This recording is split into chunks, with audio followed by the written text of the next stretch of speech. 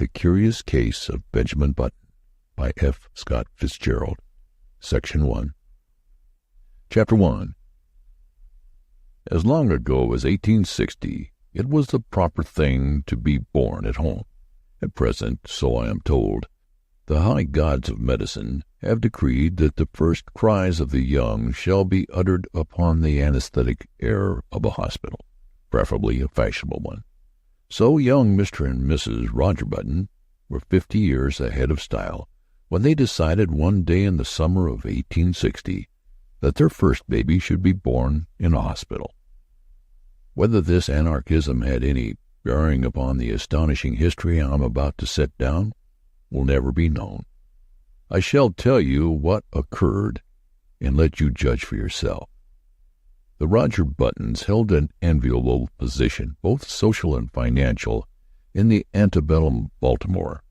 They were related to this family and that family, which, as every Southerner knew, entitled them to membership in that enormous peerage which largely populated the Confederacy. This was the first experience with the charming old custom of having babies. Mr. Button was naturally nervous.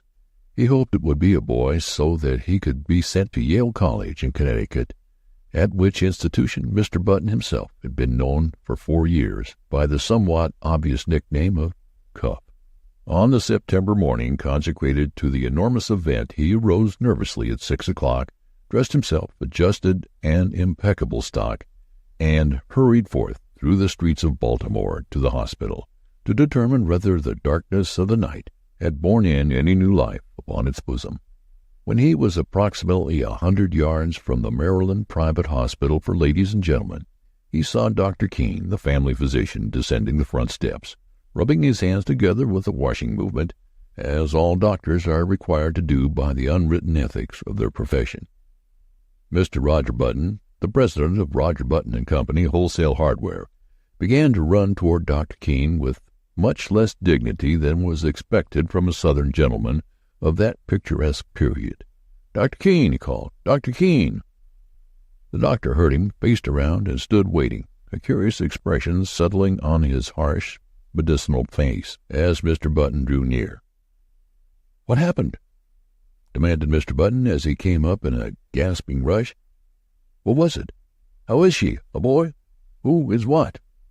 "Talk sense," said Dr. Keene sharply. He appeared somewhat irritated. "Is the child born?" begged Mr. Button. Dr. Keene frowned. "Why, yes, I suppose, after a fashion." Again he threw a curious glance at Mr. Button. "Is my wife all right?" "Yes." "Is it a boy or girl?" "Here now," cried Dr. Keene in a perfect passion of irritation. "I'll ask you to go and see for yourself." "Outrageous!" He snapped the last word out in almost one syllable. Then he turned away, muttering, "Do you imagine a case like this will help my professional reputation? One more would ruin me, ruin anybody." "What's the matter?" demanded Mr. Button, appalled. "Triplets?" "No, not triplets," answered the doctor cuttingly. "What's more, you can go and see for yourself, and get another doctor. I brought you into the world, young man, and I've been physician to your family for 40 years, but I'm through with you. I don't want to see you or any of your relatives ever again. Goodbye." Then he turned sharply, and without another word climbed into his phaeton, which was waiting at the curbstone, and drove severely away. Mr. Button stood there upon the sidewalk, stupefied and trembling from head to foot. What horrible mishap had occurred? He had suddenly lost all desire to go into the Maryland Private Hospital for Ladies and Gentlemen. It was with the greatest difficulty that a moment later he forced himself to mount the steps and enter the front door. A nurse was sitting behind the desk in the opaque gloom of the hall. Swallowing his shame, Mr. Button approached her. "Good morning," she remarked, looking up at him pleasantly. "Good morning. I'm Mr. Button." At this, a look of utter terror spread itself over the girl's face. She rose to her feet and seemed about to fly from the hall, restraining herself only with the most apparent difficulty. "I want to see my child," said Mr. Button. The nurse gave a little scream. "Oh, of course," she cried hysterically. "Upstairs, right upstairs. Go up." She pointed the direction, and Mr. Button, bathed in cool perspiration, turned falteringly and began to mount to the second floor. In the upper hall he addressed another nurse, who approached him, basin in hand. Mr. Button," he managed to articulate, "I want to see my—" Clank. The basin clattered to the floor and rolled in the direction of the stairs. Clank, clank. It began a methodical descent, as if sharing in the general terror which this gentleman provoked. "I want to see my child," Mr. Button almost shrieked. He was on the verge of collapse. Clank. The basin reached the first floor.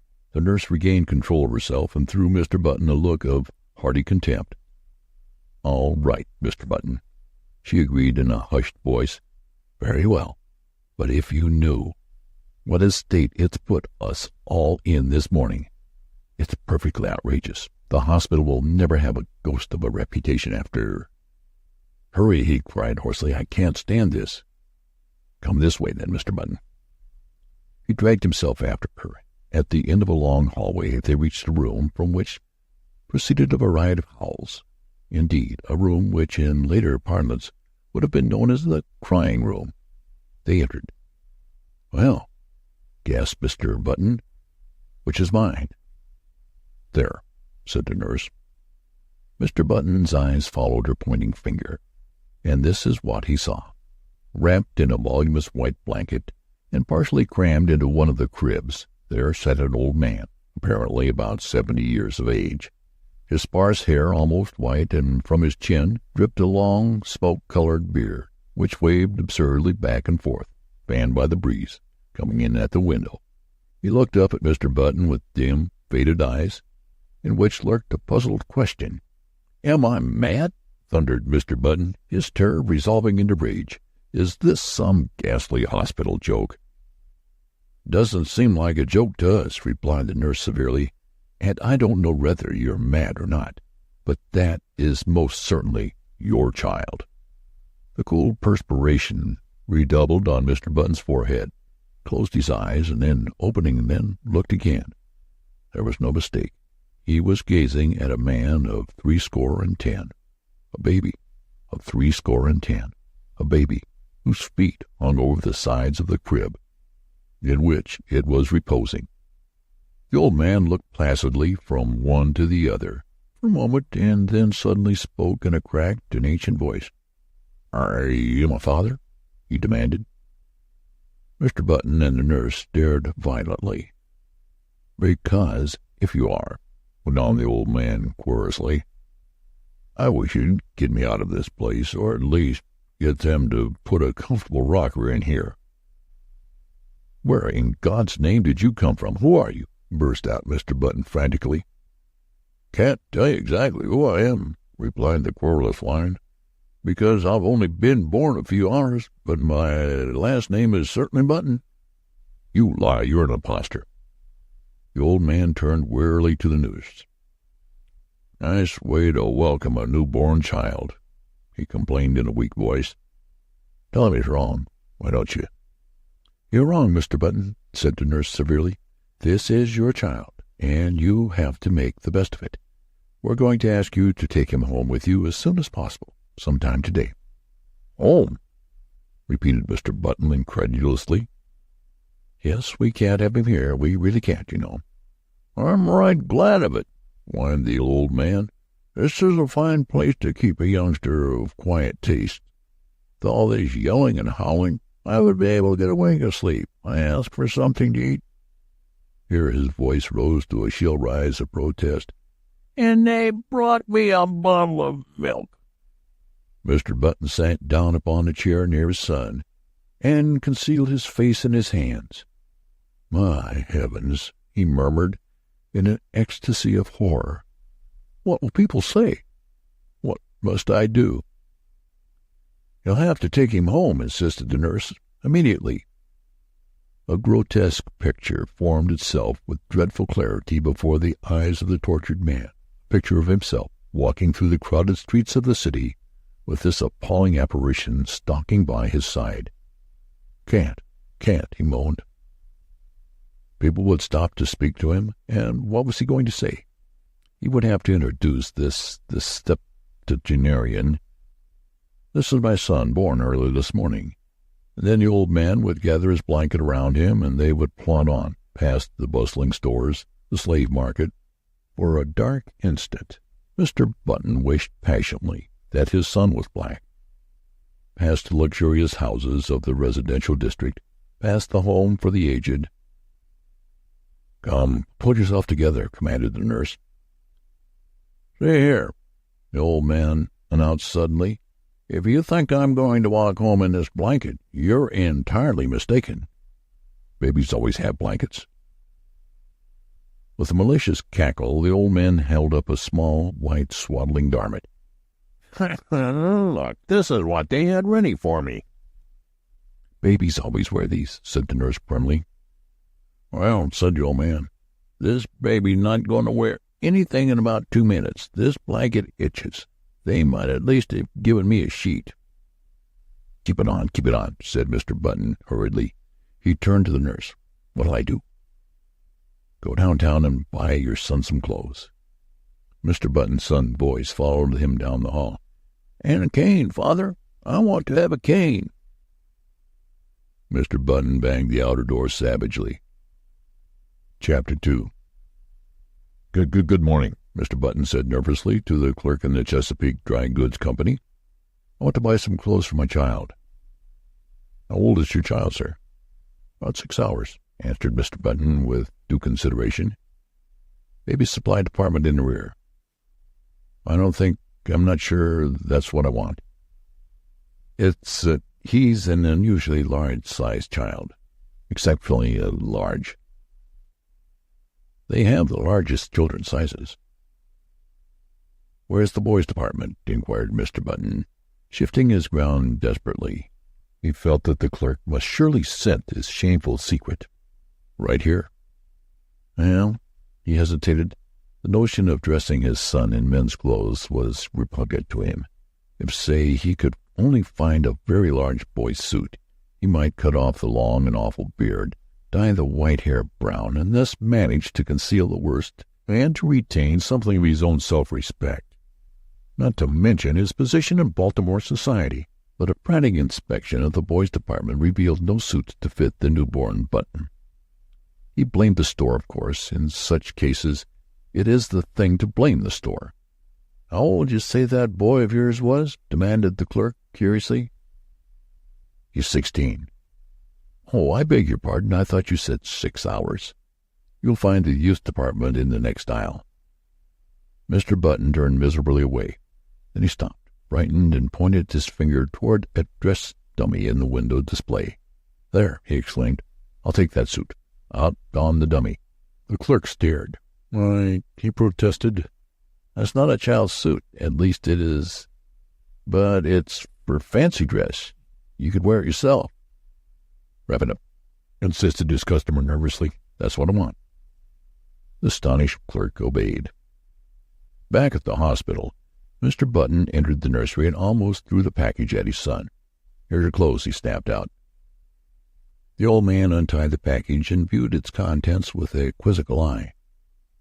"It looks sort of funny to me," he complained. "I don't want to be made a monkey of." "You made a monkey of me," retorted Mr. Button fiercely. "Never you mind how funny you look. Put them on, or I'll spank you."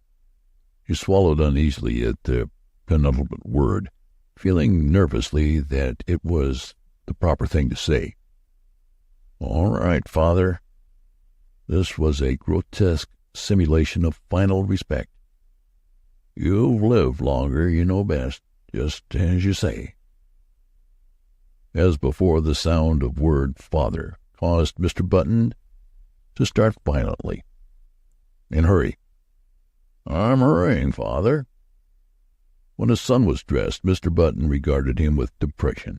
The costume consisted of dotted socks, pink pants, and a belted blouse, with a wide white collar. Over the latter waved the long whitish beard, drooping almost to the waist. The effect was not good. "Wait." Mr. Button seized a hospital shears, and with 3 quick snips amputated a large section of the beard.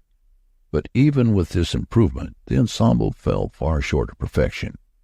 The remaining brush of scraggly hair, the watery eyes, the ancient teeth, seemed oddly out of tone with the gaiety of the costume. Mr. Button, however, was obdurate. He held out his hand. "Come along," he said sternly. His son took the hand trustingly. "What are you going to call me, Dad?" he quavered as they walked from the nursery. "Just Baby for a while.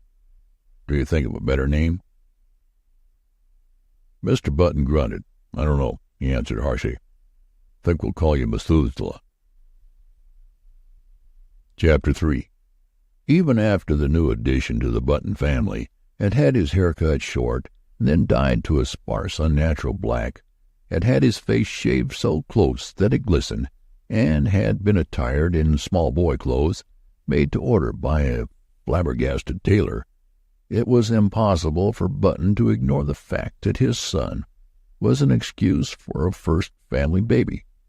Despite his aged stoop, Benjamin Button, for that was his name they called him instead of by the appropriate but invidious Methuselah, was 5 feet 8 inches tall. His clothes did not conceal this, nor did the clipping and dyeing of his eyebrows disguise the fact that the eyes under were faded and watery and tired. In fact, the baby nurse who had been engaged in advance left the house after one look in a state of considerable indignation. But Mr. Button persisted in his unwavering purpose. Benjamin was a baby, and a baby he should remain. At first he declared that if Benjamin didn't like warm milk, he could go without food altogether, but he was finally prevailed upon to allow his son bread and water, and even oatmeal by way of compromise. One day he brought home a rattle, and giving it to Benjamin, insisted in no uncertain terms that he should play with it, whereupon the old man took it with a weary expression, and could be heard jingling it obediently at intervals throughout the day.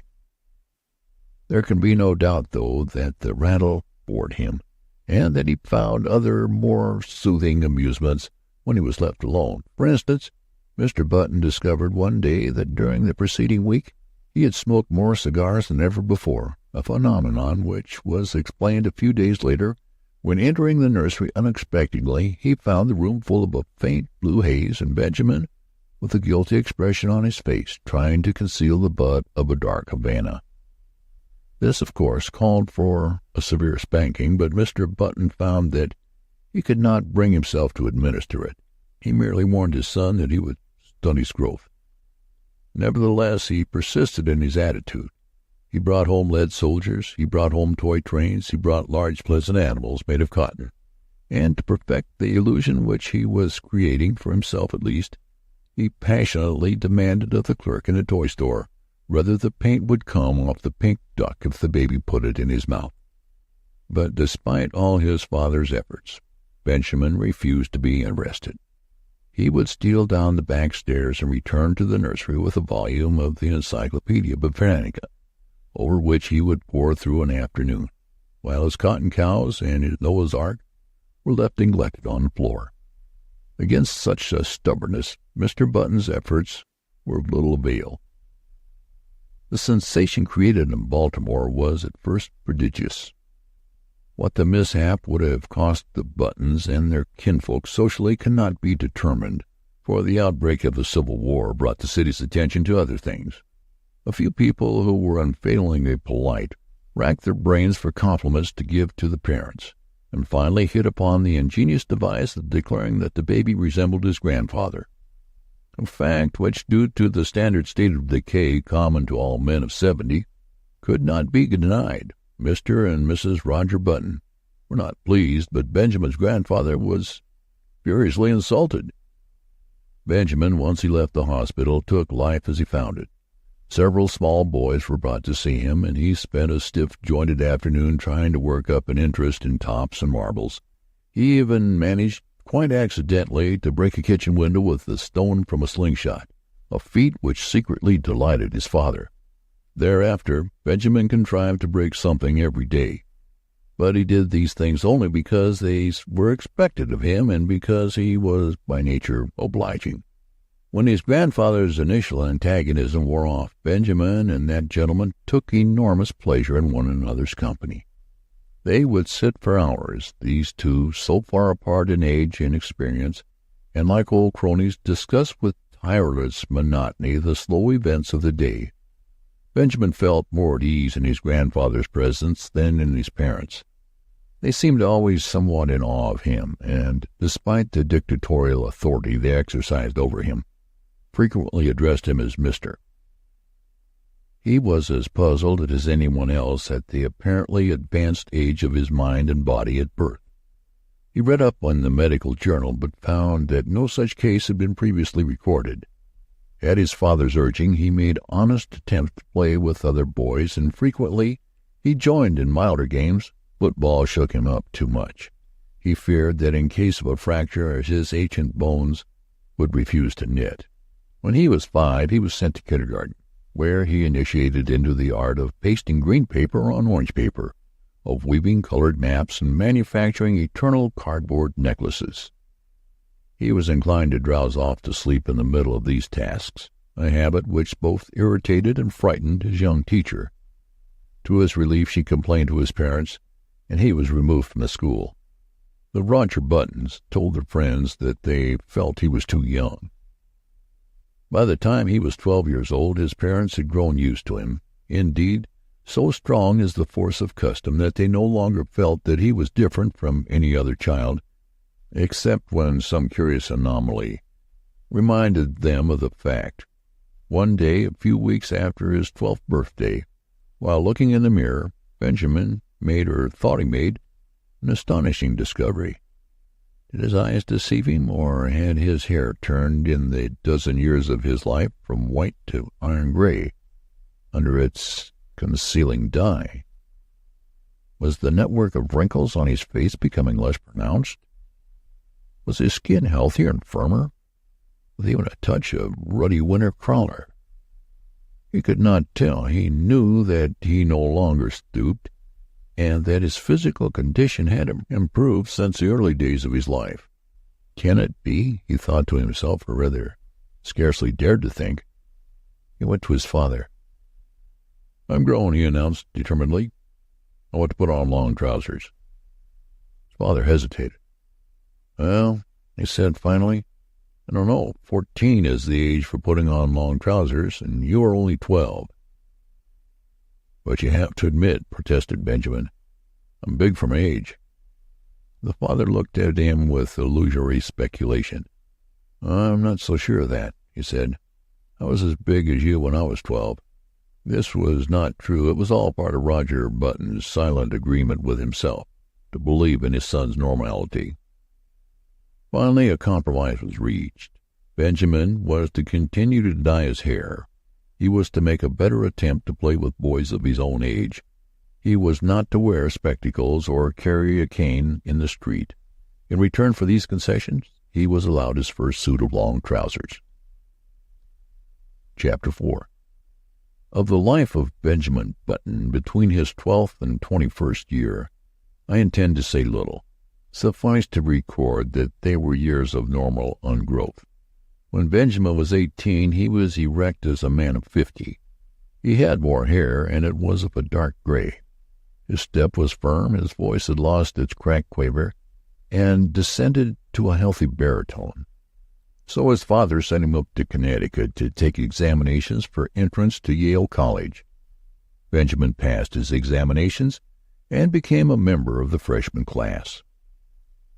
On the third day following his matriculation, he received a notification from Mr. Hart, the college registrar, to call at his office and arrange his schedule. Benjamin, glancing in the mirror, decided that his hair needed a new application of its brown dye, but an anxious inspection of his bureau drawer disclosed that the dye bottle was not there. Then he remembered. He had emptied it the day before and thrown it away. He was in a dilemma. He was due at the registrar's in 5 minutes. There seemed to be no help for it. He must go as he was. He did. "Good morning," said the registrar politely. "You've come to inquire about your son." "Why, as a matter of fact, my name's Button," began Benjamin, but Mr. Hart cut him off. "Very glad to meet you, Mr. Button. I'm expecting your son here any minute." "That's me," burst out Benjamin. "I'm a freshman." "What? I'm a freshman? Surely you're joking." "Not at all." The registrar frowned and glanced at a card before him. Why, I have Mr. Benjamin Button's age down as 18. That's my age, asserted Benjamin, flushing slightly. The registrar eyed him wearily. Now, surely, Mr. Button, you don't expect me to believe that. Benjamin smiled wearily. I'm 18, he repeated. The registrar pointed sternly at the door. Get out, he said. Get out of college and get out of town. You are a dangerous lunatic. I'm 18. Mr. Hart opened the door. The idea, he shouted. A man of your age trying to enter here as a freshman. 18 years old, are you? Well, I'll give you 18 minutes to get out of town. Benjamin Button walked with dignity from the room, and half a dozen undergraduates who were waiting in the hall followed him curiously with their eyes. When he had gone a little way, he turned around, faced the infuriated registrar, who was still standing in the door, and repeated in a firm voice, I am 18 years old. To a chorus of titters which went up from the group of undergraduates, Benjamin walked away. But he was not fated to escape so easily. On his melancholy walk to the railroad station, he found that he was being followed by a group, then by a swarm, and finally by a dense mass of undergraduates. The word had gone around that a lunatic had passed the entrance examinations for Yale and attempted to palm himself off as a youth of 18. A fever of excitement permeated the college. Men ran hatless out of classes. The football team abandoned its practice and joined the mob. Professors' wives with bonnets awry and bustles out of position ran shouting after the procession, from which proceeded a continual succession of remarks aimed at the tender sensibilities of Benjamin Button. He must be a wandering Jew. He ought to go to prep school at his age. Look at the infant prodigy. He thought this was the old man's home. Go up to Harvard. Benjamin increased his gait, and soon he was running. He would show them. He would go to Harvard, and then they would regret these ill-considerate taunts. Safely on the train for Baltimore, he put his head from the window. You'll regret this, he shouted.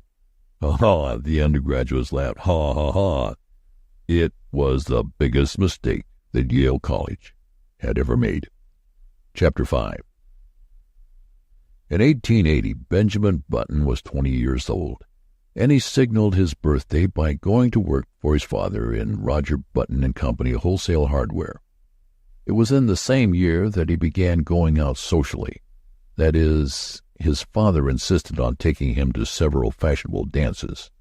Roger Button was now 50, and he and his son were more and more compatible. In fact, since Benjamin had ceased to dye his hair, which was still grayish, they appeared about the same age, and could have passed for brothers. One night in August they got into the phaeton, attired in their full-dress suits, and drove out to a dance at the Shelbens Country Club, situated just outside of Baltimore. It was a gorgeous evening. A full moon drenched the road to the lusterless color of platinum, and late-blooming harvest flowers breathed into the motionless air aromas that were like low, half-heard laughter.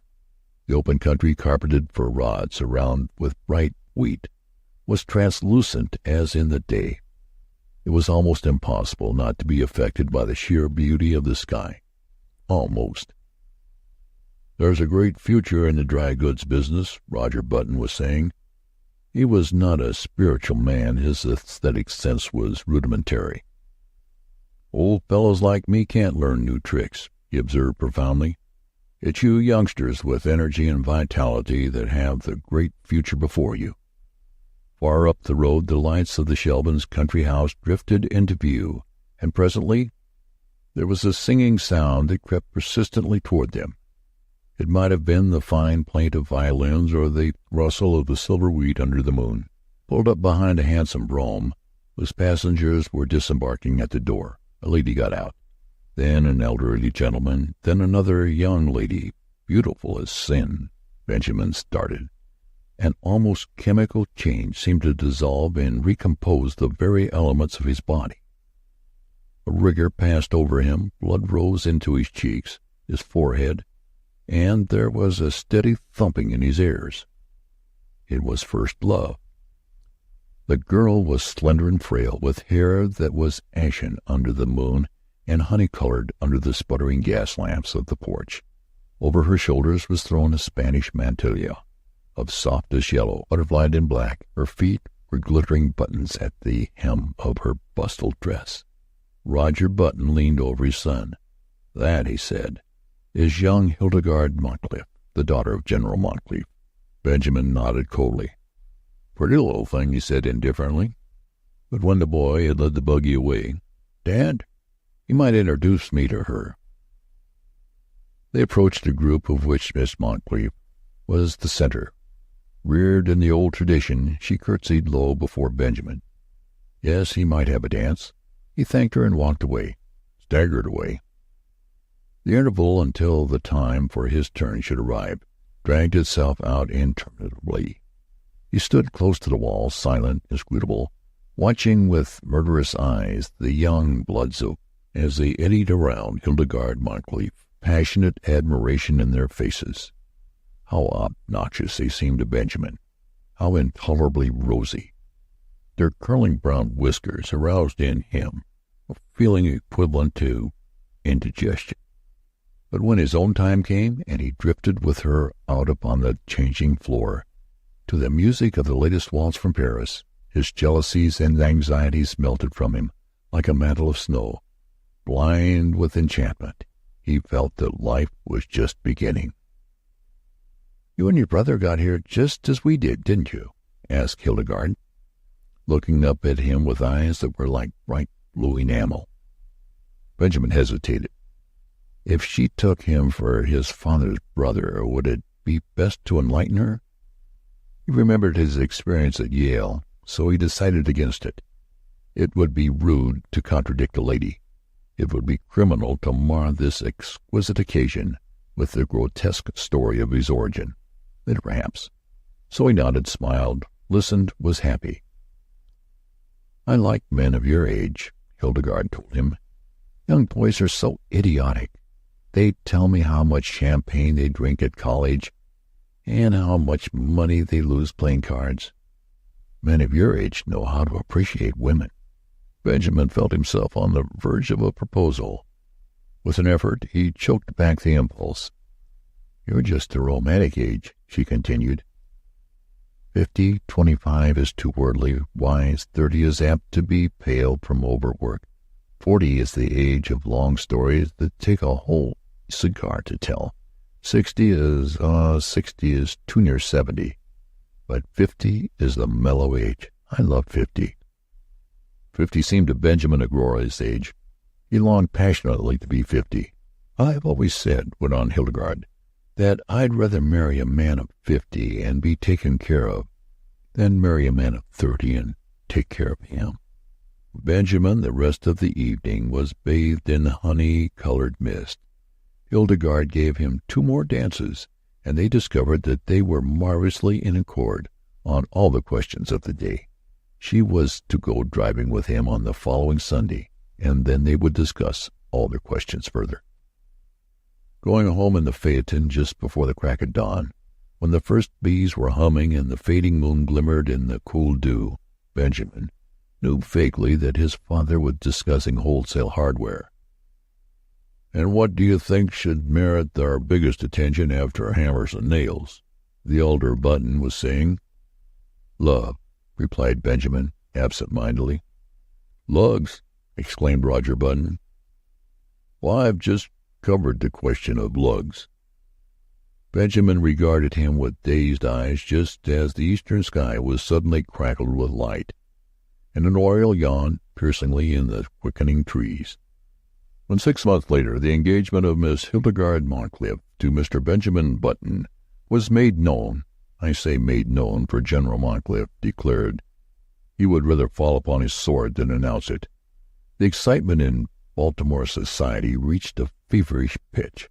The almost forgotten story of Benjamin's birth was remembered and sent out upon the winds of scandal in picturesque and incredible forms.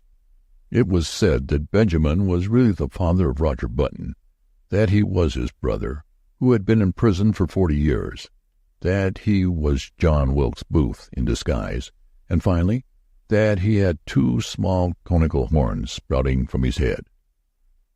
The Sunday supplements of the New York papers played up the case with fascinating sketches, which showed the head of Benjamin Button attached to a fish, to a snake, and finally to a body of solid brass.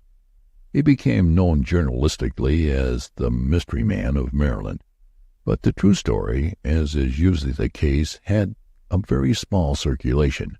However, everyone agreed with General Moncrief that it was criminal for a lovely girl who could have married any beau in Baltimore to throw herself into the arms of a man who was assuredly 50. In vain Mr. Roger Button published his son's birth certificate in large type in the Baltimore Blaze. No one believed it. You had only to look at Benjamin and see. On the part of the two people most concerned, there was no wavering. So many of the stories about her fiancé were false that Hildegarde refused stubbornly to believe even the true one. In vain, General Moncrief pointed out to her the high mortality among men of 50, or at least among men who looked 50. In vain he told her of the instability of the wholesale hardware business. Hildegarde had chosen to marry for mellowness, and marry she did. Chapter 7. In one particular, at least, the friend of Hildegarde Moncrief were mistaken. The wholesale hardware business prospered amazingly. In the 15 years between Benjamin Button's marriage in 1880 and his father's retirement in 1895, the family fortune was doubled, and this was due largely to the younger member of the firm. Needless to say, Baltimore eventually received the couple to its bosom. Even old General Moncrief became reconciled to his son-in-law when Benjamin gave him the money to bring out his History of the Civil War in 20 volumes, which had been refused by 9 prominent publishers. In Benjamin himself, 15 years had wrought many changes. It seemed to him that the blood flowed with new vigor through his veins. It began to be a pleasure to rise in the morning, to walk with an active step along the busy, sunny street, to work untiringly with his shipments of hammers and his cargoes of nails. It was in 1890 that he executed his famous business coup. He brought up the suggestion that all nails used in nailing up the boxes in which nails were shipped are the property of the shippee. A proposal which became a statute was approved by Chief Justice Fossil and saved Roger Button and Company Wholesale Hardware more than 600 nails every year. In addition, Benjamin discovered that he was becoming more and more attracted by the gay side of life. It was typical of his growing enthusiasm for pleasure that he was the first man of the city of Baltimore to own and run an automobile. Meeting him on the street, his contemporaries would stare enviously at the picture he made of health and vitality. "He seems to grow younger every year," they would remark. And if old Roger Benjamin, now 65 years old, had failed at first to give a proper welcome to his son, atoned at last by bestowing on him what amounted to adulation. And here we come to an unpleasant subject, which it will be well to pass over as quickly as possible. There was only one thing that worried Benjamin Button. His wife had ceased to attract him. At the time, Hildegarde was a woman of 35 with a son, Roscoe, 14 years old. In the early days of their marriage, Benjamin had worshipped her, but as the years passed, her honey-colored hair became an unexciting brown. The blue enamel of her eyes assumed the aspect of cheap crockery. Moreover, and most of all, she had become too settled in her ways, too placid, too content, too anemic in her excitements, and too sober in her taste. As a bride, it had been she who had dragged Benjamin to dances and dinners. Now conditions were reversed. She went out socially with him, but without enthusiasm, devoured already by the eternal inertia which comes to live with each of us one day and stays with us to the end. Benjamin's discontent waxed stronger. At the outbreak of the Spanish-American War in 1898, his home had for him so little charm that he decided to join the army. With his business influence, he obtained a commission as captain, and proved so adaptable to the work that he was made a major and finally a lieutenant colonel just in time to participate in the celebrated charge up San Juan Hill. He was slightly wounded and received a medal. Benjamin had become so attached to the activity and excitement of Army life that he regretted to give it up. But his business required attention, so he resigned his commission, came home. He was met at the station by a brass band and escorted to his house. Hildegard, waving a large silk flag, greeted him on the porch, and even as he kissed her he felt with a sinking feeling of the heart that these 3 years had taken their toll. She was a woman of 40 now, with a faint skirmish line of gray hairs in her head. The sight depressed him. Up in his room he saw his reflection in the familiar mirror and went closer and examined his own face with anxiety, comparing it after a moment with a photograph of himself in uniform taken just before the war. "Good Lord," he said aloud. The process was continuing. There was no doubt of it. He looked now like a man of 30. Instead of being delighted, he was uneasy. He was growing younger, and had hitherto hoped that once he reached a bodily age equivalent to his age in years, the grotesque phenomenon which had marked his birth would cease to function. He shuddered. His destiny seemed to him awful, incredible. When he came downstairs, Hildegard was waiting for him. She appeared annoyed, and he wondered if she had at last discovered that there was something amiss. It was with an effort to relieve the tension between them that he broached the matter at dinner, in what he considered a delicate way. "Well," he remarked lightly, "everybody says I look younger than ever." Hildegard regarded him with scorn. She sniffed. "You think it's anything to boast about?" "Well, I'm not boasting," he asserted uncomfortably. She sniffed again. "The idea," she said, and after a moment, "I should think you'd have enough pride to stop it." "How can I?" he demanded. "I'm not going to argue with you," she retorted. "But there's a right way of doing things and a wrong way. If you've made up your mind to be different from everyone else, I don't suppose I can stop you, but I really don't think it's very considerate." "But, Hildegard, I can't help it." "You can, too. You're simply stubborn. You think you don't want to be like anyone else. You always have been that way, and you always will be. But just think how it would be if everyone else looked at things as you do. What would the world be like?" As this was an inane and unanswerable argument, Benjamin made no reply, and from that time on a chasm began to widen between them. He wondered what possible fascination she had ever exercised over him. To add to the breach, he found that as the new century gathered headway, that his thirst for gaiety grew stronger. Never a party of any kind in the city of Baltimore but he was there, dancing with the prettiest of the young married women, chatting with the most popular of the debutantes, and finding their company charming, while his wife, a dowager of evil omen, sat among the chaperons, now in haughty disapproval, and now following him with solemn, puzzled, and reproachful eyes. "Look," people would remark, "what a pity, a young fellow that age tied to a woman of 45. He must be 20 years younger than his wife." They had forgotten, as people invariably forget, that back in 1880 their mammas and papas had also remarked about this same ill-matched pair. Benjamin's growing unhappiness at home was compensated for by his many new interests. He took up golf and made a great success of it. He went in for dancing. In 1906 he was an expert at the Boston, and in 1908 he was considered proficient at the Maxine, while in 1909 his Castle Walk was the envy of every young man in town. His social activities, of course, interfered to some extent with his business, but then he had worked hard at wholesale hardware for 25 years and felt that he could soon hand it on to his son Roscoe, who had recently graduated from Harvard. He and his son, in fact, were often mistaken for each other. This pleased Benjamin. He soon forgot the insidious fear which had come over him on his return from the Spanish-American War, and grew to take a naive pleasure in his appearance. There was only one fly in the delicious ointment. He hated to appear in public with his wife. Hildegarde was almost 50, and the sight of her made him feel absurd. Chapter 9.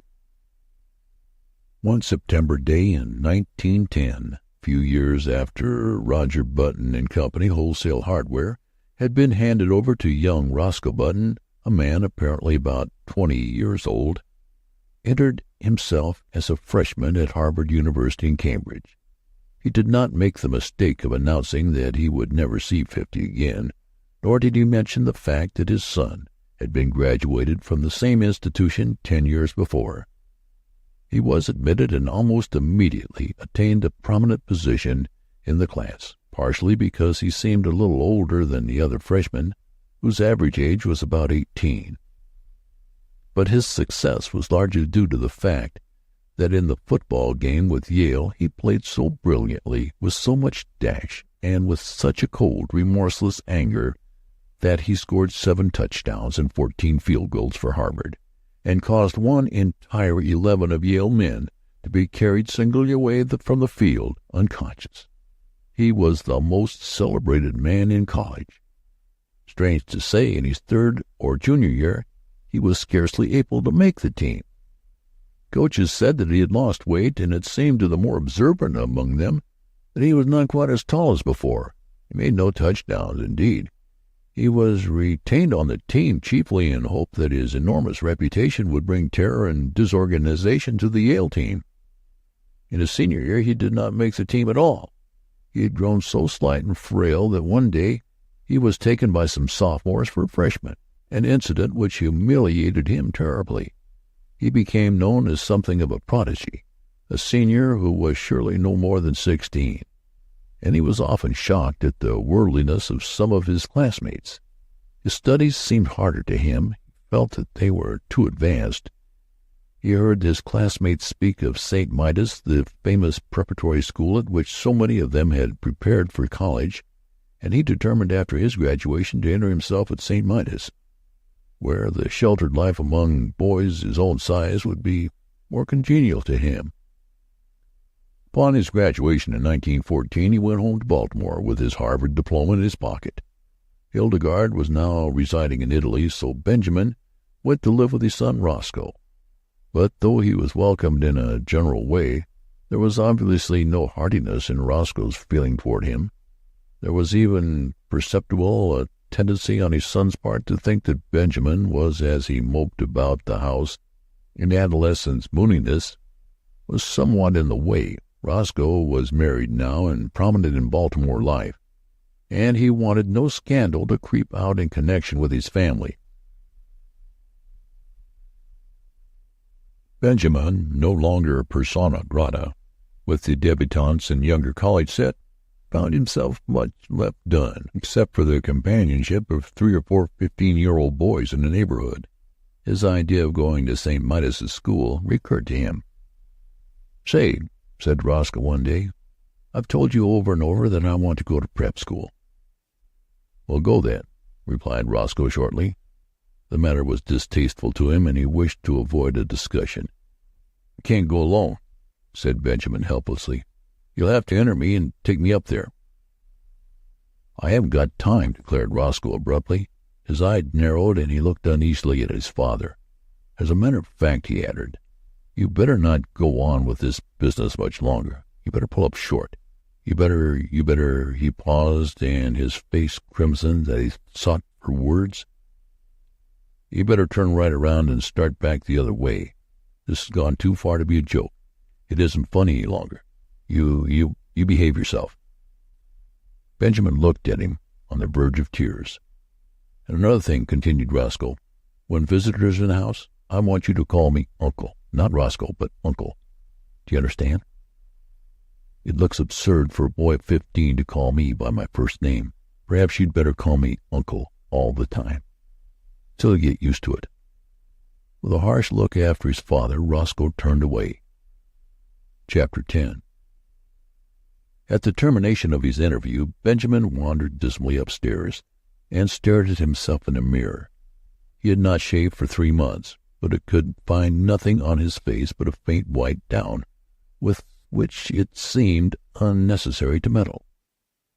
When he had first come home from Harvard, Roscoe had approached him with the proposition that he should wear eyeglasses and imitation whiskers glued to his cheeks, and it had seemed for a moment that the farce of his early years was to be repeated. But whiskers had itched and made him ashamed.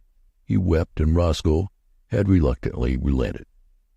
Benjamin opened a book of boys' stories, the Boy Scouts in Bimini Bay, began to read, but he found himself thinking persistently about the war. American had joined the Allies' cause during the preceding month, and Benjamin wanted to enlist. The last 16 was the minimum age, and he did not look that old. His true age, which was 57, would have disqualified him anyway. There was a knock at the door, and a butler appeared with a letter bearing a large official legend in the corner and addressed to Mr. Benjamin Button. Benjamin tore it open eagerly, and read the enclosure with delight. It informed him that many reserve officers who had served in the Spanish-American War were being called back into service with a higher rank, and it enclosed his commission as Brigadier General in the United States Army, with orders to report immediately. Benjamin jumped to his feet, fairly quivering with enthusiasm. This was what he had wanted. He seized his cap, and 10 minutes later he had entered a large tailoring establishment on Charles Street and asked in his uncertain treble to be measured for a uniform. "Want to play soldier, Sonny?" demanded the clerk casually. Benjamin flushed. "Say, never mind what I want," he retorted angrily. "My name's Benjamin, and I live on Mount Vernon Place, so you know I'm good for it." "Well," admitted the clerk hesitantly, "if you're not, I guess your daddy is all right." Benjamin was measured, and a week later his uniform was completed. He had difficulty in obtaining the proper general's insignia because the dealer kept insisting to Benjamin that a nice VWCA badge would look just as well and be much more fun to play with. Saying nothing to Roscoe, he left the house one night and proceeded by train to Camp Mosby in South Carolina, where he was to command an infantry brigade.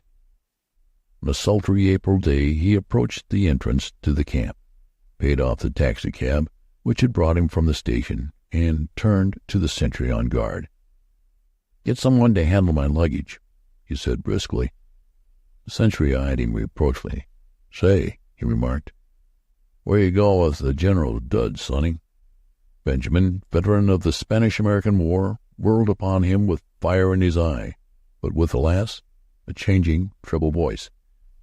"Come to attention!" he tried to thunder. He paused for breath. Then suddenly he saw the sentry snap his heels together and bring his rifle to the present. Benjamin concealed a smile of gratification, but when he glanced around his smile faded.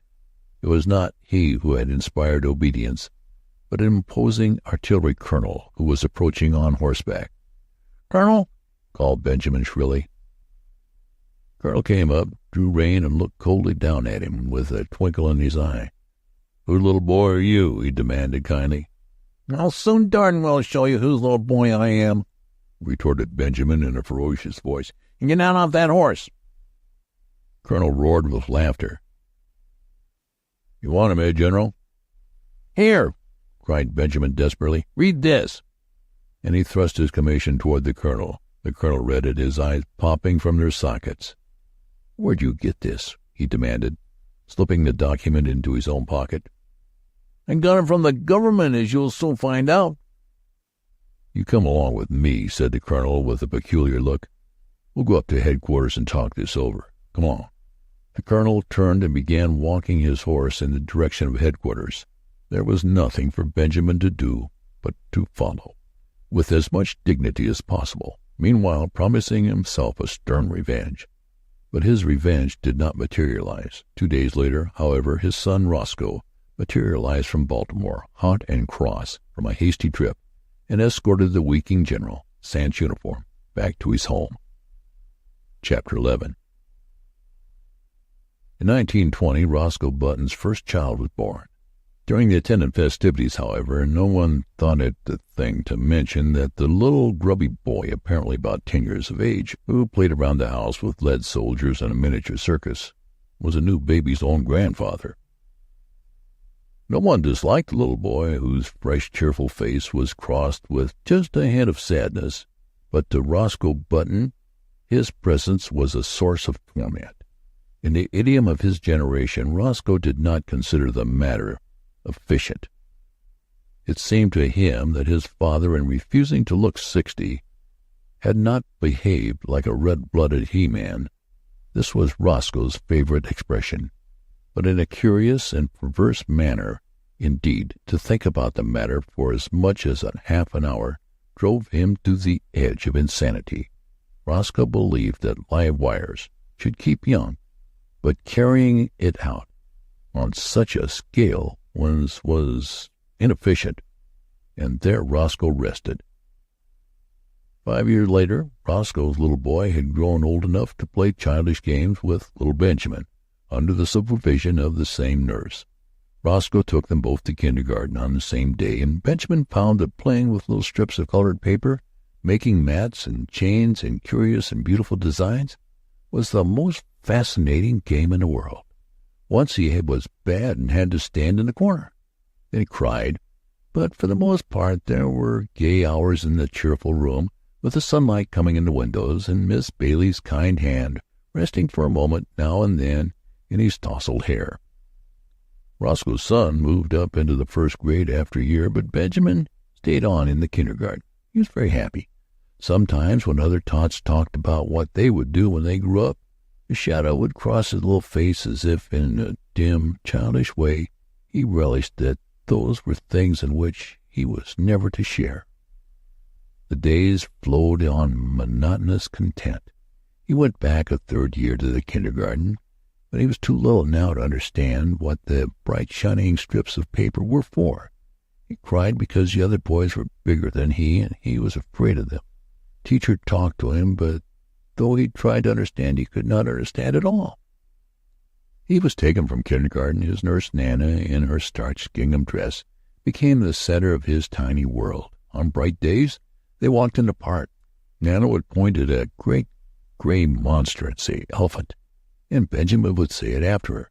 And when he was being undressed for bed that night, he would say it over and over aloud to her, "Elephant, elephant, elephant." Sometimes Nana let him jump on the bed, which was fun, because if you sat down exactly right, it would bounce you up on your feet again. And if you said "ah" for a long time while you jumped, you got a very pleasing broken vocal effect.